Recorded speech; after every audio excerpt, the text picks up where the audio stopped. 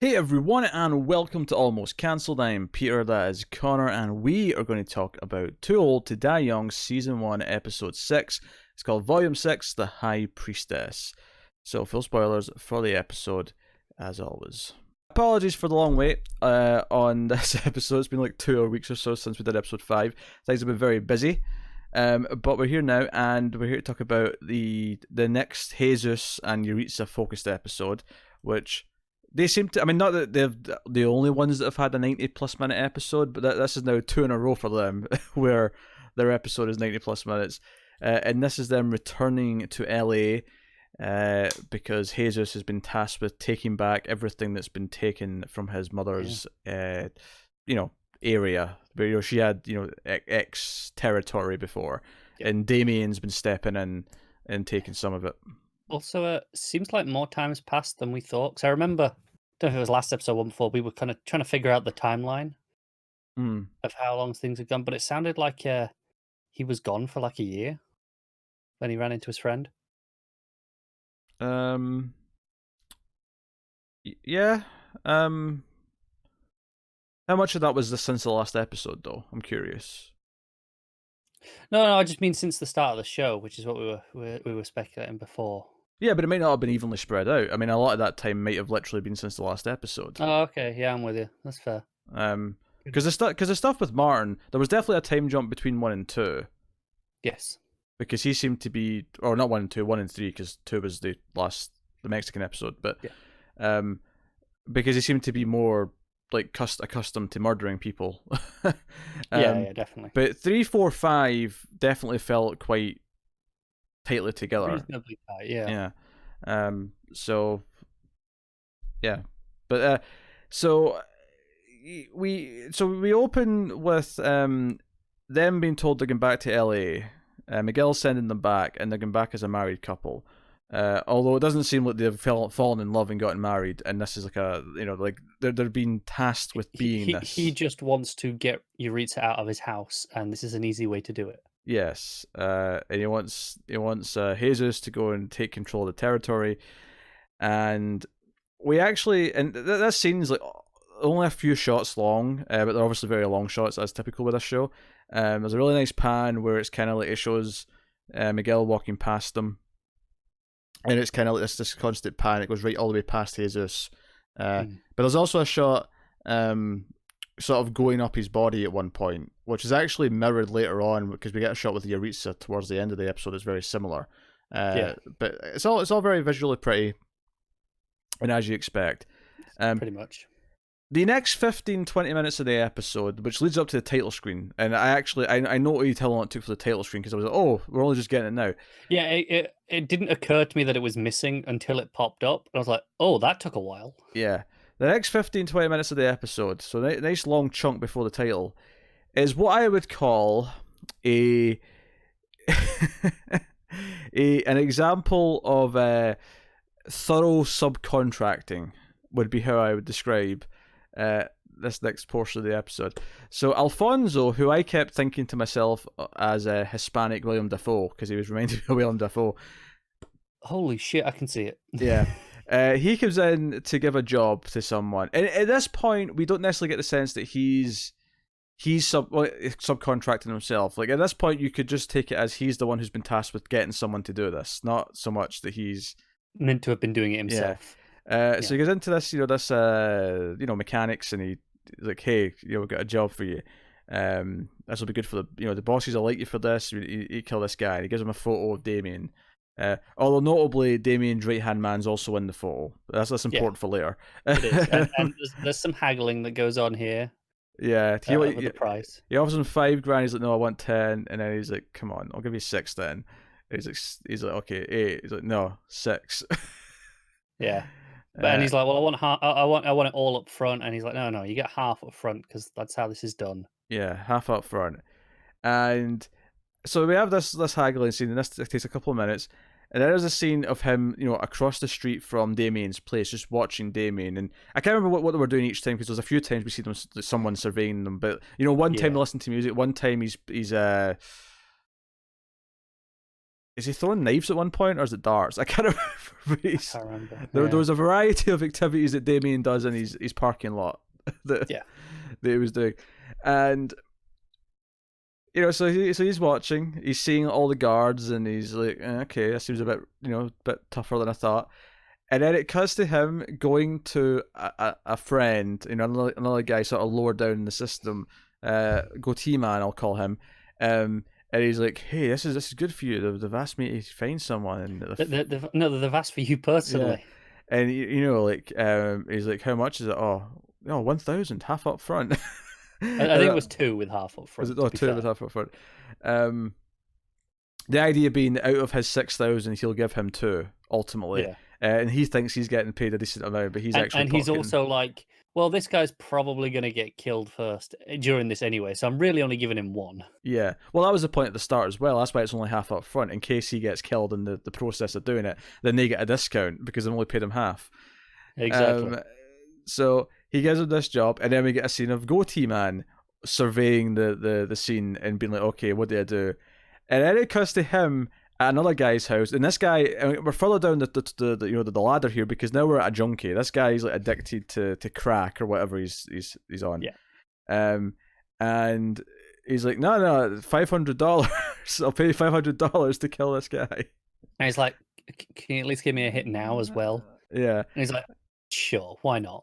Yeah. So again, we've talked about the themes of money and power, and this is literally going down the criminal capitalist chain. It really is. Going all the way down at the bottom. And the guy's like, oh, really confident. And he's like, oh, I've got until Sunday, plenty of time. And you feel it that, okay, he's trying to sound confident, but I don't believe him. He's not trustworthy. And he gives him the photo of Damien. However, he rips up in half and uses half of it to snort his cocaine. And the half that he's left with is the half that's not Damien. It's the half that's... As soon as he rips it in half, you're like, oh, for God's sake, you know exactly where this is going. Yeah, it's Calistino that's on the other half. And so he's surveying himself, and he eventually just works up the courage to do a drive-by on his motorbike. And it's he shoots the wrong man. And then Damien and the others run out and just like fire at him, and he gets shot and dies. And this is where we get the title screen, and it's just this wonderful, dumbfounding thing going all the way down. But what I love about it is that it's literally kind of this almost commentary on capitalism, where the buck just kept getting passed until it was someone no one would care about. Because they kept realizing this is dangerous, so it kept just going further down the ladder until it was someone no one's going to miss. It basically got to, okay, well, it was always who's more desperate for the money than me.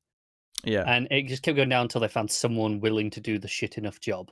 Yeah. For low enough money, and that's capitalism. And he died for it. And so there we have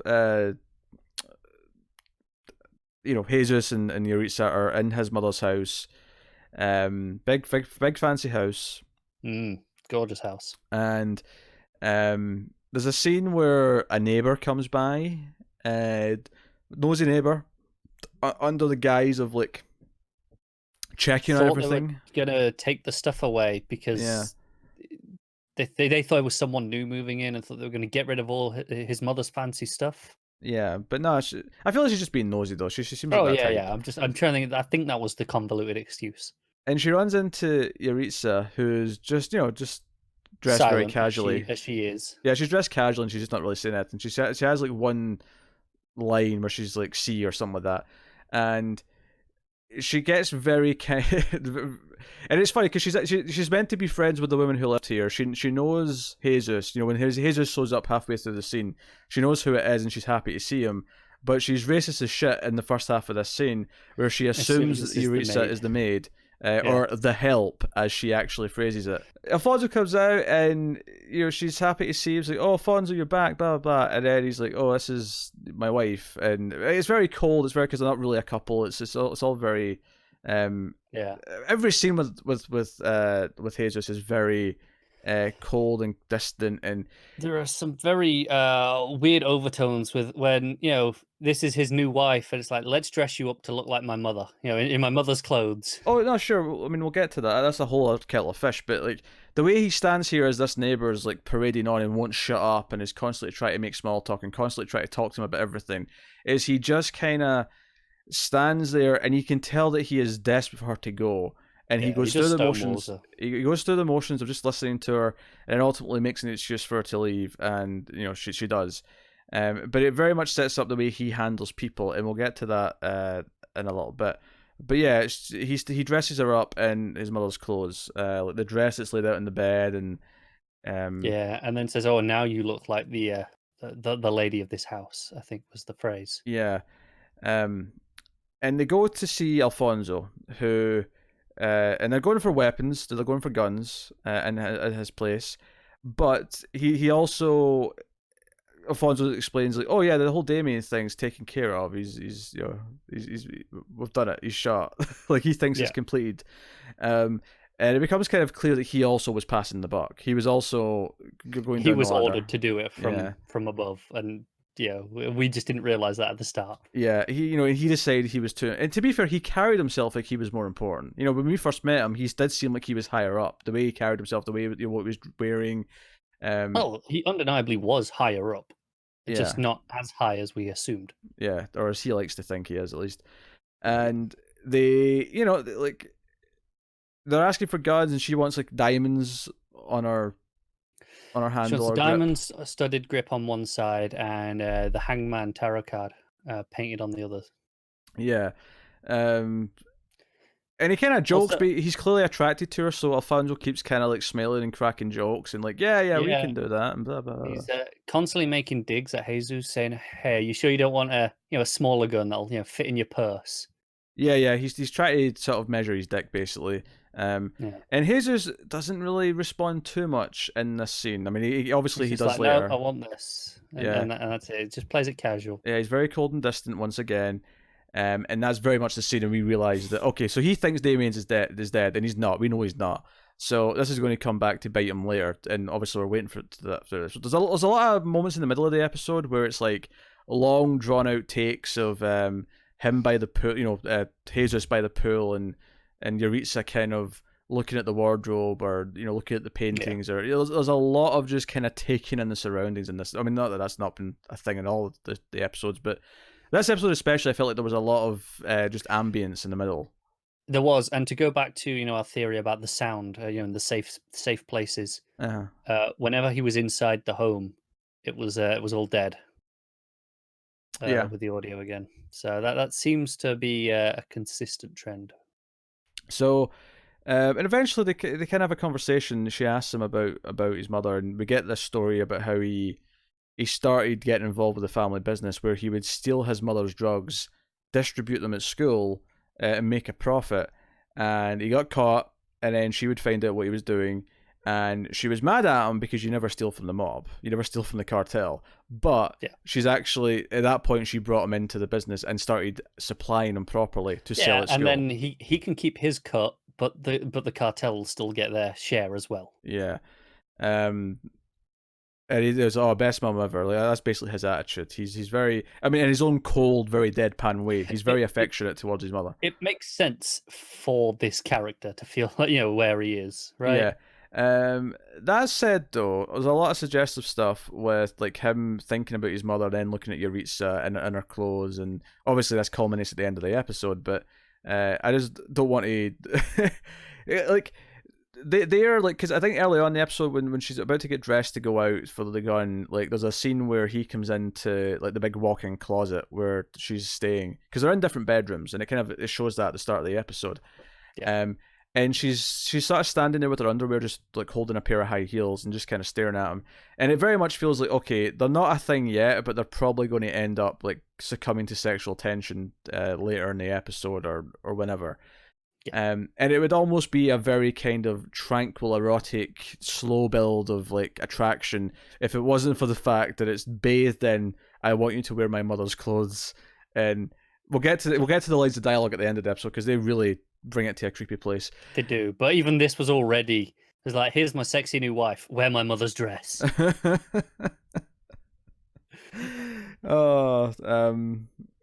I don't know if there's a Spanish version of Norman, but I'm feeling like Norman Bates vibes coming from him at this point. So they have this conversation, and then this is where the next big scene takes place for me, where Alfonso comes over And he's here, and he's like, oh, I always loved this house. He's talking about the paintings. He's talking about how wealthy it is. And Hazel's like, no, you never come to this house. You've never really been here much because you weren't allowed here. Yeah, because the first thing he says to him is, you're not supposed to come here. Like, that business doesn't come to this house. Like, this house is safe from all the cartel stuff. We do, at least to a point. Obviously, we know his mother had cocaine all over the place when he was younger. But I wonder if like things changed over time because it was maybe safer or whatever. But anyway, notably, this was one of the only scenes inside the house where there was ambient noise. Yeah, because the dangerous presence, the outside element, was here. Yeah, but he, he's being very yuppie the way he's talking, and he's constantly sort of like, posing when he sees Uresa over by the couch. She's in this little sort of sitting room that's off to the side. Yeah, it's like painting her nails or something. He smiles at her. He comes in and makes small talk, and he's like, "Oh, there's a problem to talk about." But it's not a big thing. Don't worry about it. But before he even gets to what he's here to tell him, he's like, "Oh, but I also brought this," and he gets the box out and he opens the box for her, and it's her gun. And talk of suggestive scenes. I mean, I don't even know if it's a suggestion at this point, but she picks up the gun. This is just outright. And she starts stroking the gun like it's a penis, and with both hands, and then kind of like. And he's just kind of watching and smirking and kind of chuckling to himself, like, oh, she's flirting with me. He's like, oh, I got this. Yeah, and like we could argue about her motivation to do that in the scene is. I mean, I think from an analysis point of view, it's the fact that he's waving his dick around basically constantly, and I think she knows that he's about to get put down. Like, the bigger they are, the harder they fall. Sure. Very intentional choice of words there. Sure. In my experience, they don't fall down when they get hard. But I mean, that's not here nor there. But so and and there's a lot of moving around in this scene. He's walking around, and the whole time Jesus is more or less static and in the same place, waiting for him to get to his goddamn point. Like, and he doesn't say anything. He every so often he prods him. Yeah. But he's ultimately there's like, oh, that guy we're supposed to kill. Do you mean? Slight hiccup, killed the wrong guy. But don't worry about it. We'll get him next time. Yeah, and he plays it off like it's nothing, and then the tone of the scene shifts. It shifts very dramatically when Jesus makes it very clear. What's the insult? He's a wetback. He calls him a wetback, which I googled because I had no idea what this was because I'd never heard it before. I'd heard it before, but remind me what it means because it's not something. So a wetback is an illegal Mexican living in the United States. Right. Okay.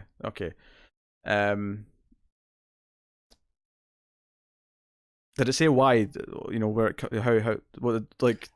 I didn't look into the origin of the phrase. I'm just wondering why does a wetback mean that, in terms of... I don't know. I didn't look that far. I just wondered what it was in context as to why he was insulted by this. And I thought, okay, I need to look this up. Oh yeah, he's immediately he's like, wait, what did you just say to me? And then he's almost going to feign getting angry about it, right? And then it's this idea that okay, the insult is saying that you're illegitimate. I've got a right to be here and you don't, and it's kind of putting him down. Yeah, but he gets up and very quickly he explains to them that he is nothing, that he's the boss here, and you're going to go and fix this. You're going to go and make sure this is corrected, and then you're never going to speak to me again. You'll contact Uresa when you have something that needs to be contacted about, and you will never see me again. You'll never come here again. And he makes it very clear. And then the scene ultimately goes to a place where he makes him get on all fours and bark like a mule. Yes. Not like a dog, notably. No, because I understood it was bray like a mule, which is so I don't know why they chose to change that. Yeah, he definitely said bark in the scene. Because he definitely said bark because I noticed. I was like, when he said bark, I expected him to say like a dog, but he said like a mule. And I'm like, wait, what? Okay. Yeah. But he gets him on all fours, and he's like, "Oh, you can't be serious." Because at this point, he's already realized that he's out of his depth. That because he talks at you because Jesus says, "Oh, look at the way you dress. Is that even real gold? It looks like your mum painted it on." Kind of thing. He belittles him so much. It's like, if it goes back to that scene earlier on where where Alfonso. And I keep wanting to say William Dafoe, where he insulted, he tried to mess with him and talk about his manhood and say, "Oh, you want a smaller gun," blah blah blah. In this scene, he's like, no, like It's all just posturing. Yeah, I am more powerful than you. Do you know what this scene actually made me think of in a bizarre way? The scene in Dark Knight Rises where Ben Mendelsohn's, going nuts because he's angry about his dump trucks, and he mentions that he's in charge, and then Bane just puts his hand on his shoulder and goes, "Do you feel in charge?" It's that moment. That's what this scene is. It is, because he's saying, "Oh, yeah, look at all what you're wearing. Do you all shop at the same mob clothes shop?" Yeah. And he's like, "Yeah, it's pathetic," and he's like, "You can't be serious." And, Uresa just points the gun at him, showing that she's clearly on his, Jesus' side here. Yeah, and by definition, more powerful than Mexican William Dafoe. Yeah. Yeah. So, no, really, really powerful scene in what it's doing, in setting up the mentality here. And obviously, we keep hearing throughout the episode that he's here to reclaim all the territory, much of which has been taken by Damien in the past year or whatever. And that's kind of it. There was one scene we kind of glossed over though. They run into his old friend, in the supermarket, who invites them to a party, and Jesus kind of turns it down. He's like, "Oh no, we'll see you. We've got things to do. We might be busy." Yeah. But he's kind of like a typical like frat dude kind of thing. Yeah, he used to, Jesus used to, hook him up with the drugs, like presumably like with all his friends. And he was obviously local. Yeah. So it's after this where his party. He lives close by. So they hear the music and they even see the flashing lights of the party. Yeah. So it's just down the street by the look of it. Yeah, and Uresa wants to go. She's like, "Oh, should we go? I want to go." And he doesn't want to go. He just has no interest in integrating himself into that old life. He doesn't want to kind of go back to like what he was before, kind of thing. Because now he's this. He's better than that now. Yeah, he wants to be what he is now and not what he was before. But she, arguably out of curiosity to see what his past is like, arguably out of like her own curiosity just to see what this life is like. Presumably, she's not really experienced much of America before. Yeah. And she gets dressed up, and this is where I was talking about the shot of going up her legs and sort of like revealing her outfit. Except this is way more stylized than the opening shot in Mexico, because the red lights give her this kind of red silhouette kind of thing going, and it's a really pretty shot. But she walks down and just goes into the back gate of this party, and ends up in there, kind of just almost no one's even really paying attention to her. She's kind of going in. She's just in like one of the bedrooms, I think. Silent. Well, eventually, yeah, but we see her go through the whole house. We see her go through the pool, and then the sitting area or whatever. And there's people around, but no one's really paying attention to her. No one's like asking her who she is or whatever. And I know it's a party, so obviously there's lots of people around, but it doesn't seem like it's that busy either. That I if someone new did pop up, they would probably notice. But it's probably one of those things where everyone just assumes that someone else knows her. Well, yeah, if you think about it in a logical, like, real world sense, sure, but I'm thinking more of a thematic sense, like the idea that no one even pays attention to her. She just slips in and no one cares. That's been pretty consistent. She's been overlooked. Yeah. But yeah, she ends up sauntering up to a bedroom in one of the big bathrooms in the bedroom. So it's another big house. It's a very rich neighborhood, clearly. And she's just kind of looking at the various perfumes and stuff. And this girl turns out to be the friend's sister, younger sister, is asking where who she is and why she's here.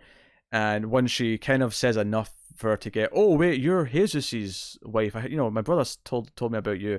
Oh, this is great. Oh, you come and hang with us." And she takes her into the bedroom, and who's sitting there but Janie?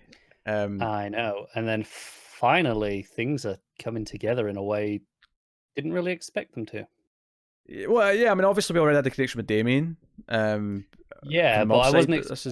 wasn't expecting it to go through this side as well. Yeah, where Janie's there and they're sitting asking her questions.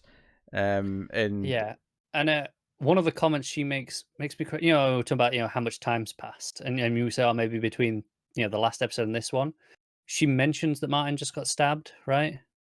Again, another long drawn out scene where they're kind of questioning her, and Uresa's given a little reply here or there. Like because at one point they say, "Oh, you got married, like, so when are you due?"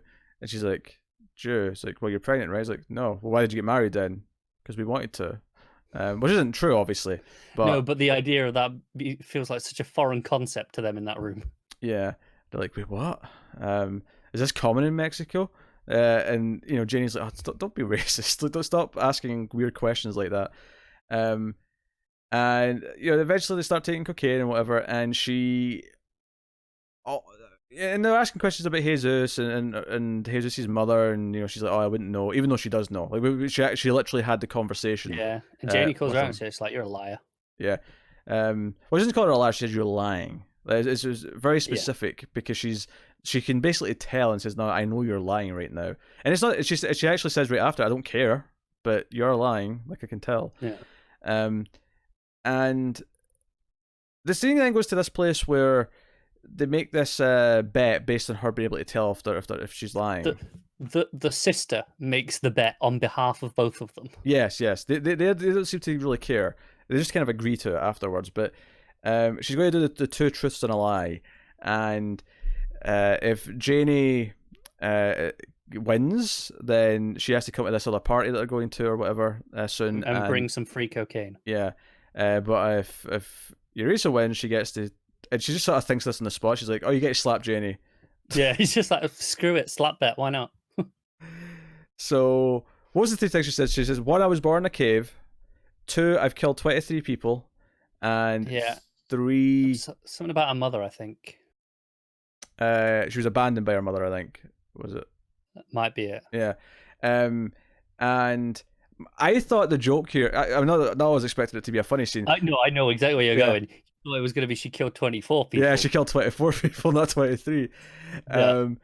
But she says, oh, you ain't killed 23 people. And then she walks up very slowly. At least make it easy. Yeah.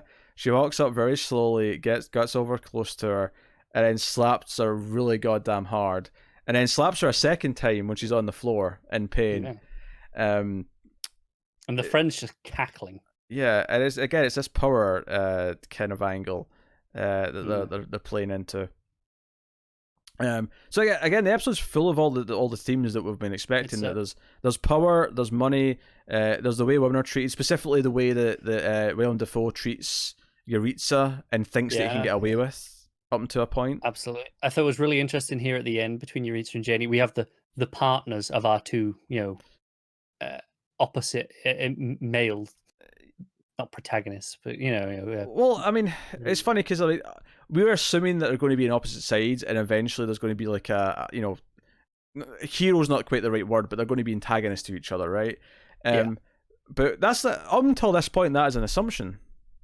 No, it is. It's just the assumption because Jesus is involved with the cartel, and Martin is more or less on Damien's side, not necessarily through choice, but he is kind of on that side. So they're on opposite sides. I almost wonder if they're going to think they're enemies until they actually kind of relate to each other and decide that they both want to be something else. Quite possibly. I just thought it was interesting here that those are what we assume are the two opposing sides, and their partners are meeting, and it becomes this power play between them, right? And Uresa literally just slaps Janie down. I think an interesting theme that maybe we haven't talked about as much, but it is kind of throughout here in some ways, is the idea of how important a mother is to a lot of these characters. John Hawkes, his mother has been kind of a big factor in his thing, him taking care of her. The fact that Janie's mother isn't around, that she's dead. Yeah, no, I think this actually kind of boils back down to the treatment of women and how they treat their mothers so differently to all the other women. Okay, sure, yeah. I think it's kind of an offshoot of that theme. Do we know much about Martin's mother? I don't think we know anything about Martin's mother, actually. I don't recall. Is it possible that he just never met his mother, and that's going to be maybe part of the explanation as to why he is the way he is, why he's so... That's possible. The idea that all the mothers are kind of what make men care about things, that teach them morals and feelings, and Martin just never had that. Possibly. I don't know. I don't think I could tell you anything about Martin's family at all. Yeah. To be honest. Although differently, of course, to Uresa, who did know her mother and was abandoned, which obviously creates a different, dynamic. But it's just funny. A lot of the characters do have some kind of story with their mother. Now that we know Uresa's a little bit, so and Jesus is obviously, we always knew his mother was important because that's what kickstarted this whole thing, but I don't think we'd realize the extent of it until this episode. Yeah. So no, she goes back, and he's like, "Oh, was the party good or whatever?" Because he's on his own, and he ends up going up to like her bedroom, and she's just sort of lying in the bedroom with the bathrobe or dress on or whatever it is that was his mother's, and he asks, how was the party, and the conversation gets to a really weird place where he starts talking about, or because she says to him, "Oh, do you want to like feel your mother? Do you want to like hear your mother and see your mother?" And then he says, "I want to taste her." So if you weren't getting weird, problematic incest vibes from the way he idolized his mother before, certainly this is where it kind of came out at full force. And she just kind of opens her legs a little bit and says, "Well, what's stopping you? Or go on then, or whatever." And the episode ends with him crawling towards her. So, I mean, maybe we're reading this too literal the way he's talking about his mother like this, but yeah, it's possible. I think a part of it is Uresa is replacing that, not necessarily as a literal mother figure for him, but more, she's the real power here. She's going to be the one running this stuff here. He's aware that he's not actually the person running this, and she's kind of the real power here, much like his mother was. Yeah, maybe.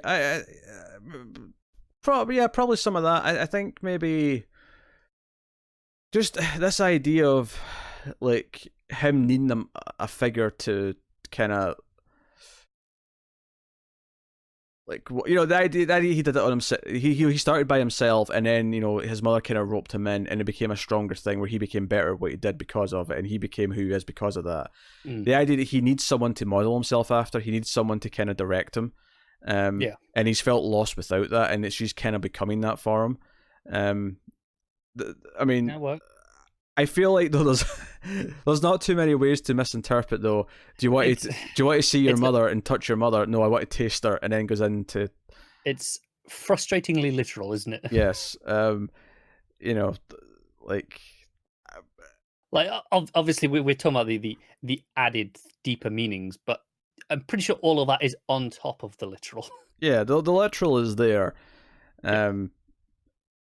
And it's not like she seems weirded out by it. She's going down that path. She's No, as I said, she opens her legs. Like, come on, then.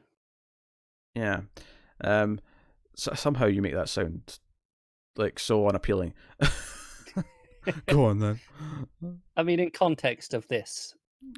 Yeah, okay, like I say, this would be a very kind of sensual erotic scene if it wasn't for the I want to taste my mother part of it. It really puts a damper on it, doesn't it? Yeah.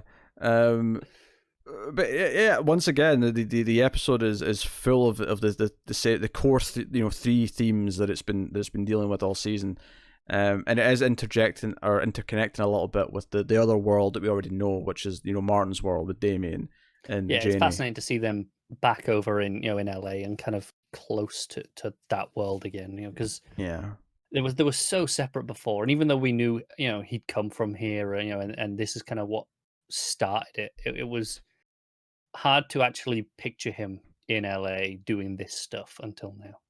Yeah. And I mean, the core mission statement for him in this episode is he's back to regain power, and that's literally what he does with William Dafoe. He literally just, makes his power felt in that scene and makes sure he knows that he's the one in charge. It's so much about that. So I'm excited to see how that clashes with Martin's story. And we'll see, presumably next episode we'll see Martin and everyone else. And I want to see more of Damien's response to all of this. Yeah. Does he ask Martin to go and whack someone? Very possibly. Yeah. Very possibly. So, and that girl that woke up in the desert, or not woke up, you know what I mean, like out of the box in the desert, like is she just gone? Did Martin catch up with her and, like... I'm sure we'll find something. Yeah, like we have things to check and find out. So no, another good episode. Not shocking. Really was. I will say this, for something that was over 90 minutes for an episode of TV, which I usually feel, I didn't feel the length in this one. No, I didn't either. I think I felt it more in the last one that was 90 minutes. I did too. I think this one was a better episode than episode 2, because it felt like it was playing more on, because we spent so much time with the old Dawn. Yeah, I think it's a little bit unfair on episode 2 because it was almost like a second episode 1 with the amount it was introducing.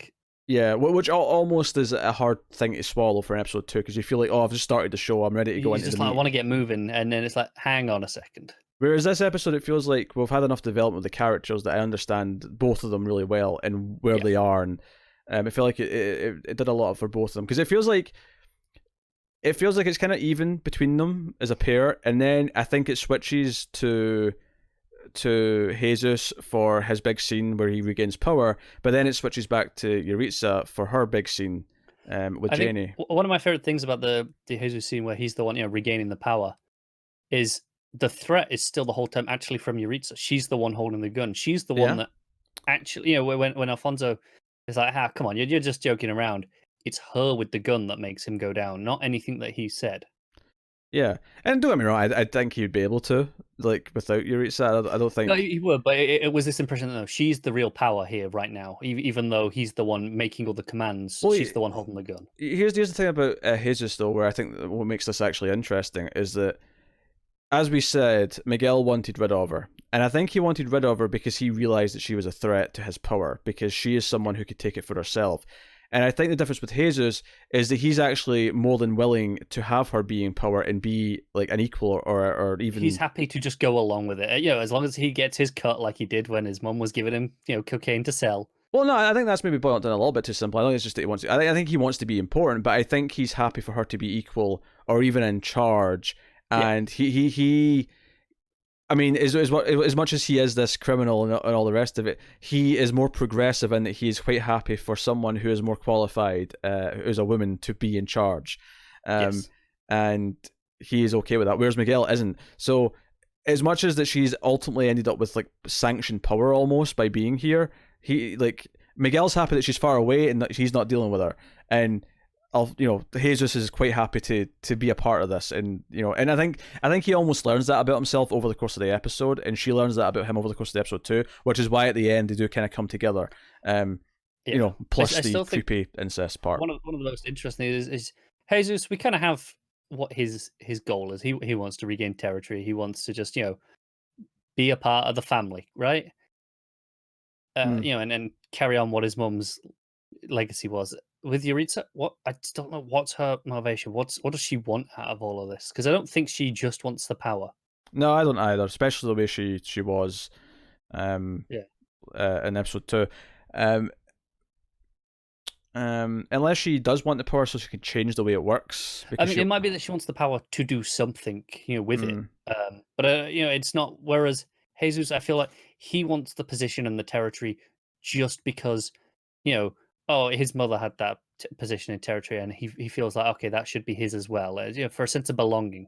Yeah. Rather than to do anything with it, per se. Whereas she feels like she has loftier goals.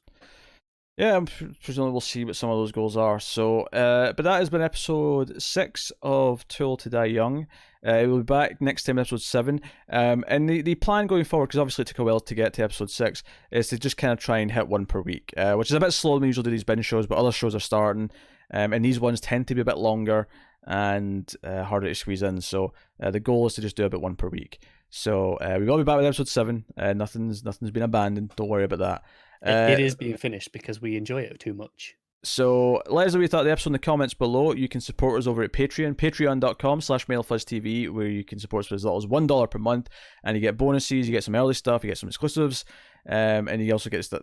Even if you're not going to be a patron, there's a handy post at the top that has all the links to all the different shows we do, all the different audio feeds we have, and you can check out that. It also gets on Twitter at mailed_fuzz. You can do that and check out other content we're doing. Mindhunter Season 2 is coming from Netflix in a couple of weeks' time, so we'll be doing that. We also have Dear White People Season 3 coming, so check out all the lots of exciting content. But that's us. So otherwise, thank you very much once again for watching or listening. We always appreciate it. Keep watching TV, guys. Have you got any vanilla?